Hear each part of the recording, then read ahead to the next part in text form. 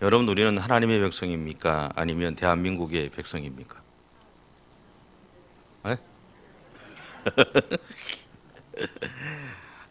사실 오늘 본문의 이야기는 이 정체성에 대한 문제입니다. 그러니까 우리 주변에 보면 이 정체성의 혼란을 겪는 사람들이 참 많죠. 요즘 이제 하는 드라마 중에 이제 끝날 때 다 된 드라마 중에 보면 어릴 때 이 자기 욕심을 위해서 다른 사람의 인생을 산 해상이라는 아이가 나오는 드라마가 있습니다. 혹시 아십니까? 여자분들 아실 것 같은데요. 제가 그걸 보면서 얼마나 욕을 하고 보는지 모르는데 저런 인간이 있나 싶어서 지가 잘못한 건 한 건 하나도 없고 자기가 옳다라고 하는 그런 이야기죠. 근데 그 아이의 이야기를 좀 보시면 자신의 아버지가 보육원의 원장이었습니다. 그런데 그 자기 딸을 이 고아원에 있는 다른 아이들과 같이 보육원에서 양육을 하게 되죠. 그래서 이 자기가 받아야 될, 그러니까 친아버지로부터 자기가 받아야 될 그 사랑을 그 친아버지가 자기 친딸에게 다 준 것이 아니라 그 사랑을 나누어서 주게 됩니다. 그것 때문에 이제 이 아이에게는 상처가 생기게 되죠. 그래서 무엇을 생각하냐면 사랑받고 싶다라는 겁니다. 그러니까 지금 이 사랑이 아니라 그러니까 내가 받아야 될 원래의 사랑을 받고 싶다라는 이제 마음이 생기게 되는 거죠. 그러면서 이제 이 아이는 자기가 더 많은 사랑을 받을 수 있는 방법들을 찾아가는 그런 과정 안에 이제 이야기들입니다. 그러면서 이제 그게 나오는 4월이라는 아이가 하나 있잖아요. 좀 보긴 봤죠, 제가. 4월이라는 아이를 이렇게 보시면 그 아이의 아버지가 제가 이름은 잘 생각이 안 나는데 건축가잖아요, 그죠? 건축사인데. 근데 이 4월이라는 아이 아버지가 고아원을 찾아와서 자기 딸을 이제 찾아가려고 할 때 이 아이가 보고 그 아버지가 마음에 너무 드는 거예요. 너무 드니까 자기 아버지하고 비교해 보니까 너무 이렇게 차이가 많죠. 그러니까 드니까 이 아이가 어떻게 하느냐 하면 이 4월이라는 아이의 인생을 살고 싶은 거죠. 그 아버지의 딸로 살고 싶은 거예요. 그래서 이 아이가 그 4월이라는 아이하고 자기하고 인생을 바꿔버립니다. 소리를 조작해서. 그리고 이후부터 그는 그 4월이라는 아이의 아버지의 딸로 이제 자라가게 되죠. 근데 그 과정 안에서 이 자기가 4월이라는 아이의 아버지의 딸로 살아가지 못하게 할 유일한 정인이 하나 있잖아요. 못하게 할 사람. 이게 자기 친아버지잖아요. 근데 그 친아버지를 불에 타서 죽게 만들어 버립니다. 그죠? 그때부터 그 아이는 이제 인생에 좀 꼬이게 되죠. 근데 왜 그렇게 했을까의 근본적인 이유를 보면 그 아이 마음속에 정체성의 혼란이 생기기 시작한 겁니다. 그러니까 내가 이 보육원 원장의 딸이냐 아니면 보육원 원장이 그냥 원장 아버지냐. 그러면서 이제 이 아이는 그 사월이 아버지의 딸로 자라가지만 사월이라는 아이가 등장하고 또 다른 아이가 등장하면서 이 문제를 풀어가지 못하니까 계속적으로 또 다른 사람으로 변신하면서 자기의 사랑을 이렇게 딱 차지하려고 애를 쓰는 모습들을 바라보게 되죠. 참 답답하다라는 생각도 들었고, 참 비극적이다라는 생각도 들었고, 참 아쉽다라는 생각도 들었습니다. 그 아이들, 그 드라마의 이야기가 그 드라마만의 이야기는 사실은 아니죠. 오늘 그리스도인으로 살아가고 있는 우리들의 모습이기도 할 겁니다. 오늘 본문을 보시면 유대 지도자들이 예수님의 가지고 온 것이 뭐냐면 로마 정부에 대한 세금 납부의 문제를 가지고 왔습니다. 근데 이것은 실제로 그 사람들이 고민하고 또 고민했던 문제이지만 해결하지 못했던 문제였습니다. 다만 로마라는 지배 국가에 의해서 강압적으로 그들이 행할 수밖에 없었던 문제였지만 그것이 그들에게 정체성 혼란으로 다가오게 되어 있었다는 겁니다. 늘 이렇게 마음 한쪽에서 이게 고민을 하게 되고 혼란스러워하게 되고 어렵게 되었습니다. 여러분, 유대인들이 가지고 있는 정체성은 한 가지입니다. 그것은 뭐냐면 자신들은 하나님의 백성이라는 거죠. 그래서 하나님의 백성이기 때문에 하나님의 율법을 준수하고 또 구전으로 전해져 내려오던 장로들의 유전을 지키기만 하면 되었습니다. 그것만 하면 자신들은 하나님의 백성으로 살아가는 것이고 자신들이 이 땅에서 살아가는 근본적인 목적을 이루어 가는 거였습니다. 그런데 이들이 가지고 있었던 이러한 정체성들은 그들과 지배국가 사이에 항상 불화의 근본 원인이 되었다라는 거죠. 왜냐하면 그들이 가지고 있는 정체성이라는 것은 그들의 입장에서의 정체성이지만 그들을 지배하는 국가 입장에서는 그것이 오히려 방해의 요소밖에 되지 않게 되기 때문에 그렇습니다. 좀 더 구체적으로 표현하면 AD 6년부터 로마 황제가 세우는 총독의 지배를 받은 것이 유대 사람들입니다. 그런데 총독이 지배하면서부터 유대인들에게 한 가지가 요청되어졌습니다. 그게 뭐냐면 인두세라는 겁니다. 그런데 유대인들 입장에서는 이 인두세라는 것을 이 로마 황제에게 바친다는 것은 자기들의 주권을 로마 황제에게 바치는 것과 같다라는 생각을 하고 있었다라는 겁니다. 그래서 이것을 굉장히 좀 거부해 왔었다는 거죠. 그런데 힘의 논리에 의해서 힘에 눌려서 그들은 어쩔 수 없이 내기는 냈다라는 겁니다. 물론 유대 사회 속에서도 뭐 사두개파라고 하는 사람들과 헤롯 당원들이라고 하는데 성경에 그렇게 표현하죠. 이 사람들은 누구를 이야기하느냐면 헤롯 가문의 사람들과 헤롯 가문을 추종하는 사람들을 이야기합니다.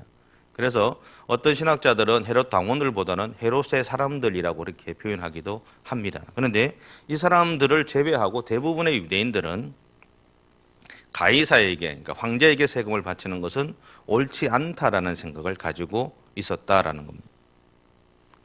그런데 유대 지도자들의 입장에서 보니까 예수님이 이렇게 전하시는 말씀도 가만히 들어보니까 예수님의 생각도 자기들과 동일하더라라는 거죠. 그런데 문제는 뭐냐면 오늘 본문에서 예수님이 오늘 본문 앞에 보면 세 가지 비유를 하십니다. 첫째는 뭐냐면 두 아들의 비유가 있고요. 그 다음에 포도원 농부의 비유가 있고 또 하나는 혼인 잔치에 대한 비유가 나옵니다. 근데 여기에서 이 세 가지 비유를 통해서 예수님이 이야기하시는 게 뭐냐면 자신들을 향한, 그러니까 유대 지도자로 살아가 유대인들을 향한, 자신들을 향한 하나님의 심판에 대한 이야기를 하고 있다는 겁니다. 이것이 그들의 마음을 자극하게 되죠. 듣고 싶지 않은 이야기, 자기는 옳다라고 생각하고 살아가는데 그들이 틀렸다고 하는 그 이야기를 들으니까 듣고 싶지 않은 거죠. 자기들의 마음을 자극하게 되는 겁니다. 그래서 오늘 본문에 보시면 바리새인들이 어떤 방법을 쓰느냐 하면 예수님을 정치범으로 몰아서 죽이려고 하는 겁니다. 그래서 자신의 제자들과 헤롯 당원들이라고 하는 사람들을 예수님에게 보내게 됩니다. 근데 참 아이러니하게도 아이러니한 모습들이 뭐냐면 원래부터 바리새인들과 이 헤롯 당원들이라고 하는 사람들은 쌍극입니다.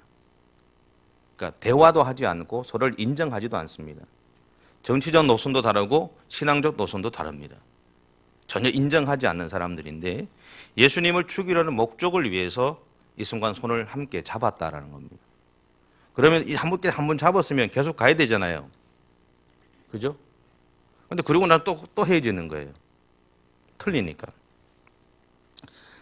여러분 오늘 본문의 이야기는 마치 시한폭탄의 도화선과 같은 이야기입니다. 근데 그 이야기들을 예수님에게 가지고 왔다라는 거죠. 천국의 백성인 우리가 이 땅에서 세금 제도에 따라야 하는가라는 거. 여러분 미국 사람이 우리나라에 여행에 왔을 때 왔다면 우리나라의 법을 따라야 합니까? 미국 법을 따라야 합니까? 한번 생각해 보십시오. 근데 실제로 우리나라에서 일어나는 많은 미군 범죄를 보시면 엄밀히 말하면 우리나라의 공권력이 침범하지 못하는 경우가 대부분입니다. 또 우리나라에 외국 대사관들이 참 많습니다. 그리고 외국 대사라고 해서 이제 뭐 번호판도 틀리잖아요, 차들도. 근데 그들은 우리나라의 이 법에 적용을 받지 않습니다. 아무리 살인을 해도 외국 대사관으로 들어가 버리면 그때부터 끝나버립니다. 그것을 치외법권이라고 그렇게 표현하죠. 그러니까 치외법권이라는 것은 다른 나라의 영토 안에 있으면서도 그 나라의 통치권의 지배를 받지 않는다는 국제법을 이야기하는데 그 국제법 중에서 좀 위쪽에 있는 의미를 가지고 있는 그런 법입니다. 그러니까 이제 벗어나는 거죠. 조금은 다른 이야기인데 처음에 외국계 대형마트들이 우리나라에 참 많이 들어왔습니다. 제가 일산에 있을 때 1996년 일산에 처음 갔을 때 그때도 보면 까르푸라고 혹시 기억나시나 모르겠는데요. 까르푸라는 대형마트가 있었어요. 근데 여름 행사를 하는데 선생님들이 그 길을 가시는 거예요. 저는 생전 처음 가봤거든요. 그런 데를. 그러니까 갔는데 다른 데에서 예를 들어서 10만 원치 살 것 같으면 거기서는 5만 원 하면 돼요. 그러니까 이 대형마트에 들어왔을 때 이 싼 가격 때문에 얼마나 많은 사람들이 몰렸는지 모릅니다. 경제적으로 유익하거든요. 그런데 어느 정도 시간이 지난 다음에 사람들의 입에서 어떤 이야기가 나오냐면 그래도 국내 회사의 마트로 가자. 그래서 이 마트가 성장한 겁니다. 반대급부로. 그런데 그렇게 했던 이유들 중에 하나는 뭐냐면 외국계 대형 마트들이 국내에서 돈을 벌어서는 다 그들 나라로 송금했기 때문에 그렇습니다. 마찬가지로 지방 도시들의 경우에 서울에 본사를 둔 회사들이 이 지방에 지점을 두고 장사할 때 늘 불만을 터뜨리는 것들 중에 하나가 그런 거잖아요. 돈은 여기서 다 벌고 그 돈은 다 서울로 보내고 이 지역을 위해서는 아무것도 하지 않는다는. 그래서 보면 어느 사회에 보면 이 지방 네트워크라는 게 생기잖아요. 그래서 그냥 내 거 사주자. 내 지역 거 사주자라는 그런 분위기가 있잖아요. 참 어려운 것 같아요. 여러분, 가이사에게 세금을 바치는 것이 옳을까요? 오늘 예수님은 이렇게 선언하셨습니다. 세금 낼 돈을 내게 보이라. 이 형상과 이 글이 누구의 것이냐? 가이사의 것은 가이사에게, 하나님의 것은 하나님께 바치라고 얘기합니다. 여러분, 여기서 세금에 대해서 한번 생각해 봐야 되는데요. 이 세금을 낼 때 사용하는 돈은 데나리온이라는 돈입니다. 이것은 로마의 화폐입니다. 그러니까 로마의 정부의 입장에서는 쉽게 보면 유대인들의 화폐 단위는 필요가 없습니다. 사용할 필요가 없는 돈이니까. 있어봐야 줘봐야 자기들한테는 그냥 구릿덩어리 하나, 뭐 그런 의미거든요. 그러니까 이 데나리온이라는 로마 화폐로 바꾸어서 세금을 내야 됩니다. 그런데 이 데나리온의 앞뒤에는 글과 형상이라는 것이 있습니다. 한쪽에는 그 당시의 황제였던 디베랴 황제의 이 흉상이 있습니다. 그리고 그 옆에 어떤 글이 있느냐 하면 신에 지존하신 아들 디베랴 황제라는 글이 있어요. 그 다른 편에 보시면 이 디베랴 황제 안에 있던 그 리비아라는 이 왕비의 이 좌상이 있다고 합니다. 거기에는 글자 하나가 붙는데 뭐가 붙냐면 대제사장이라는 글씨가 붙어 있다 그래요. 근데 바로 이런 이유들 때문에 이 동전에 흉상과 글이 있잖아요. 그러니까 유대인들의 입장에서는 이것은 우상숭배라는 거예요. 이 돈을 사용하는 것은 우상숭배라는 거죠. 그래서 유대인들은 이 돈을 사용하지 않습니다. 성전에서 시장에서 돈을 바꾸고 뭐 장사를 할 때 데나리온이 왔다 갔다 할지 모르지만 성전에 헌금을 드릴 때는 이 돈을 유대인의 화폐인 세겔로 바꾸어서 드리게 되어 있습니다. 그렇게 드렸다 그래요. 이러한 유대인들의 정서를 알고 있었던 예수님은 이 데나리온에 있던 이 형상과 글에 대해서 말씀하신 다음에 가이사의 것은 가이사에게, 하나님의 것은 하나님에게 바치라고 명령했다는 겁니다. 근데 여러분, 이 예수님의 말씀은 유대인들이나 헤롯을 따르는 사람들의 마음 모두를 흡족하게 하는 대답이었다라는 거죠. 먼저 이 말이 헤롯을 따르는 사람들의 입장에서 보면 가이사에게 세금을 바치라는 말로 들렸습니다. 그렇잖아요? 가이사에겐 가이사에게, 하나님 것은 하나님께 하나님 거니까 가이사에게 바치라는 이야기잖아요. 그리고 자기들 입장에서는 이 예수님이 황제의 권한을 인정하는 것 같다라는 거죠. 그래서 그들의 생각에는 예수님에게는 로마에 반하는 태도가 없다라고 생각을 했다는 얘기입니다. 그렇다면 예수님이 말씀하신 하나님의 것이란 무엇을 의미하는가라는 거죠. 유대인들의 사고에서 보면 이 세상의 모든 것은 하나님의 것입니다. 다시 말하면 로마 황제 자신도 하나님의 것이라는 거죠. 가이사의 것은 없습니다. 모든 것이 하나님의 것이기 때문이라는 거예요. 그러게 예수님이 가이사의 것은 가이사에게, 하나님의 것은 하나님에게 바치라고 했던 이 말은 앞에서 제가 말씀드렸죠. 유대 지도자들이 평소에 예수님이 하셨던 이야기를 들어보니까 예수님의 생각은 자기들과 똑같이 가이사에게 세금을 바치지 않는 것이 옳다라고 생각하고 있었다라고 제가 말씀을 드렸습니다. 그래서 이 말의 의미는 뭐냐 하면 가이사의 것이 있다면 그에게 주라는 거죠. 그러나 모든 것이 하나님의 것인 줄 너희가 알지 않느냐. 그러니 하나님의 것을 하나님에게 드려야 한다는 이야기입니다. 이 말은 무슨 말이죠?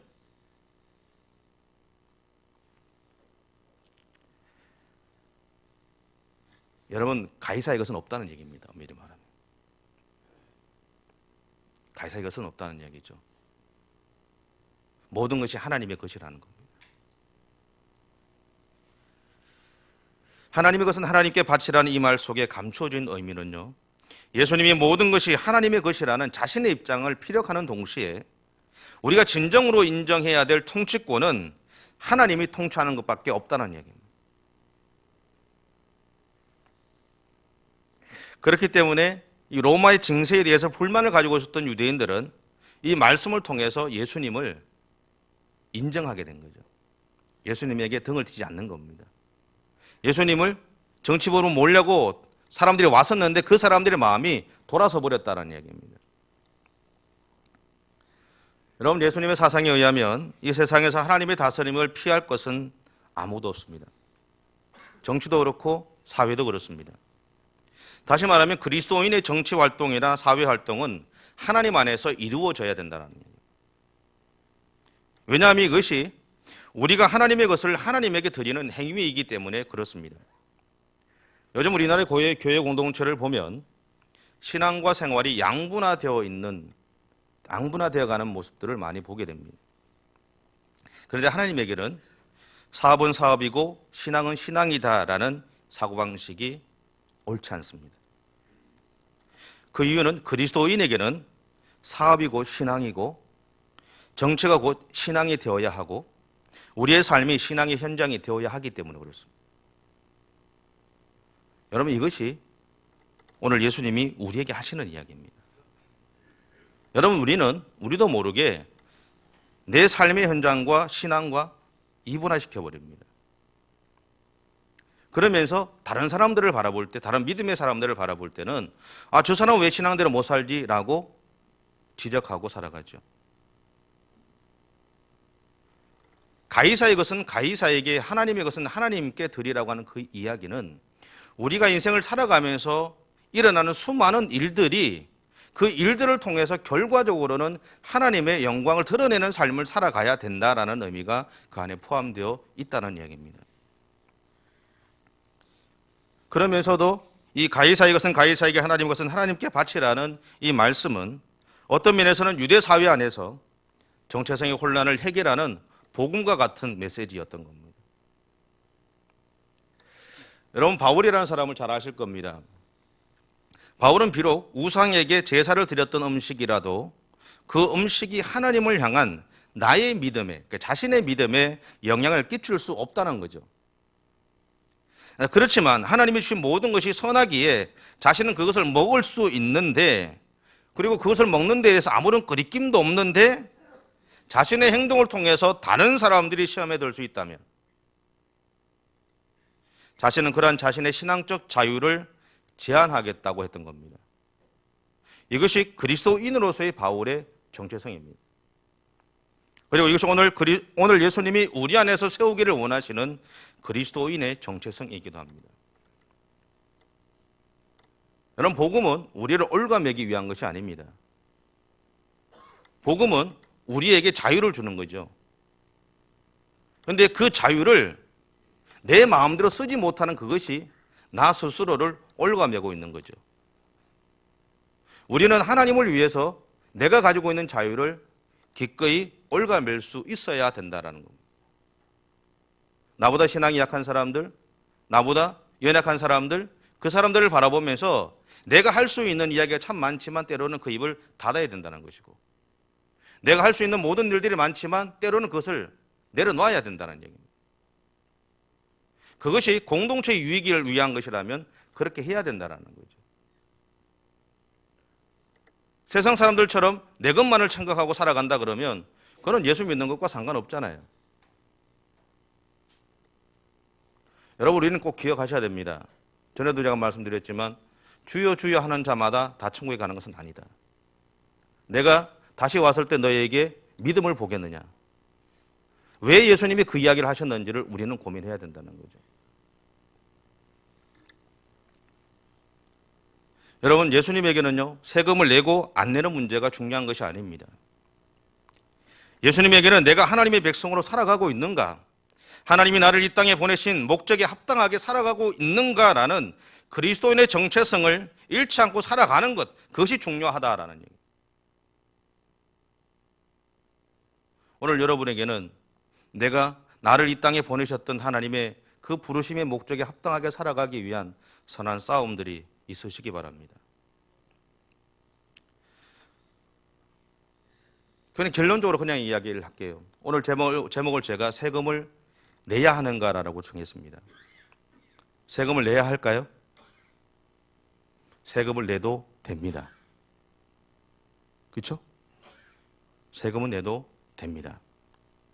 곧 나는 하나님의 나라의 백성이지만 지금 이 땅에 살고 있기에 이 나라의 질서와 법을 존중하며 살아야 합니다. 하지만 우리에게 중요한 것은 세금을 내고 안 내고의 문제가 아니다라는 거죠. 우리는 내가 하나님의 나라의 백성이라는 정체성을 가지고 그 안에서 내가 가진 신앙의 자유를 드러내기도 하고 또한 공동체의 유익을 위해서 기꺼이 포기하기도 하는 믿음의 길을 가야 된다는 겁니다. 그게 더 중요하다는 거죠. 세금을 내면 어떻습니까? 내가 양보하면 어떻습니까? 그 삶을 통해서 내가 내 삶을 통해서 하나님을 드러낼 수만 있다면, 그것을 통해서 내 삶이 하나님을 드러내는 신앙의 삶이 되어진다면 하면 어떻습니까? 아무런 문제가 안 되죠. 여러분, 오늘 우리는 그리스도인이라는 이름을 가지고 살아갑니다. 저도 그렇고 아마 여러분도 그렇고 우리들은 이런 고민을 좀 했으면 좋겠습니다. 무엇을 생각하고 무엇을 향하며 살아가야 되느냐. 하나님 앞에서. 여러분에게 주어진 직장의 삶이나 사업이나 그것을 하지 말라는 이야기가 아닙니다. 열심히 하세요. 정말 최선을 다해서 하십시오. 많은 돈을 버십시오. 성공하십시오. 그것은 반드시 해야 되겠죠. 그런데 그 중심 속에 내가 왜 성공하고 내가 왜 많은 돈을 버는지, 벌어야 하는지에 대한 분명한 목적은 잃어버리지 마십시오. 내가 이 땅에서 어떤 삶을 살아가야 되는지, 아니 어떤 삶을 살기를 원하시는지 그 하나님의 마음을 놓치지는 마시라는 겁니다. 하나님 안에서 하십시오. 하나님 안에서. 가이사의 것은 가이사에게, 하나님의 것은 하나님에게 드리는 겁니다. 결코 쉬운 일은 아닐 겁니다. 그러나 여러분, 그렇게 하나님 앞에서 살아갔을 때 하나님의 은혜가 저와 여러분의 삶에 충만할 줄 믿습니다.